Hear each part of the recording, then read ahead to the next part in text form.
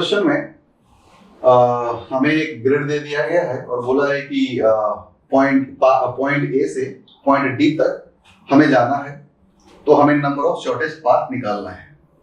Shortest path क्या होता है? इधर यू गो राइट और go up, you can not go down और लेफ्ट। तो हमें या तो राइट जाना है या अप ही जाना है। अब इसका तरीका क्या है?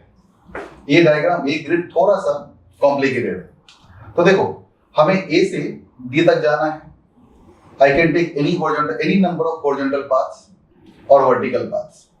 तो ऐसा भी हो सकता है कि हम ए से एन तक आए और एन से डी चले जाएं। ऐसा भी पॉसिबल होगा कि ए से एम तक आए और एम से डी चले जाएं। बट इसमें एक प्रॉब्लम ये होगा कि जब हम एन से डी जाएंगे या एम से डी जाएंगे तो कुछ पाथ ओवरलैप हो जाएंगे, उसका काउंटिंग डबल हो जाएगा, तो हमें उसको सब्ट्रैक्ट करना पड़ेगा।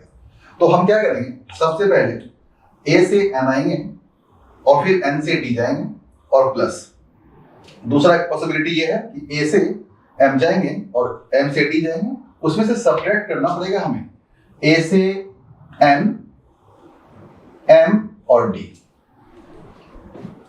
तो इसमें हमें क्या करना पड़ेगा, पहले हमें ए से एन आना पड़ेगा एंड एन से डी आना पड़ेगा। तो देखो, ए से एन आने का क्या तरीका है कि हमारे पास दो हॉरिजॉन्टल स्टेप्स हैं और 1 2 3 4 वर्टिकल स्टेप्स हैं। तो 2 + 4 6, टोटल नंबर ऑफ स्टेप्स 6 हो गए। हमें उसी को अरेंज करना पड़ेगा। तो 6 फैक्टोरियल और 2 हॉरिजॉन्टल स्टेप्स को आइडेंटिकल माना जाएगा और 2 वर्टिकल स्टेप्स को भी आइडेंटिकल माना जाएगा। इस तरीके से हम लोग अरेंज कर लेंगे। एंड तो मल्टीप्लाई, एन से डी जाना है, एन से डी जाना 1 2 हॉरिजॉन्टल और 3 वर्टिकल। तो टोटल नंबर ऑफ स्टेप्स 5 हुआ। उसको अरेंज करने का तरीका 5 फैक्टोरियल, जिसमें कि 2 हॉरिजॉन्टल स्टेप्स आइडेंटिकल है और 3 वर्टिकल स्टेप्स आइडेंटिकल है। या ये भी तरीका है AMD। तो पहले हम ए से एम जाएंगे और फिर एम से डी जाएंगे। तो ए से एम आने का 1 2 हॉरिजॉन्टल हो गया, 1 2 3 4 5 वर्टिकल हुआ। तो टोटल नंबर ऑफ स्टेप्स 2 + 5 7। तो 7 factorial upon 2 factorial into 5 factorial. Multiply करेंगे क्योंकि हमें एम से भी डी आना है, तो 2 हॉरिजॉन्टल और 2 वर्टिकल।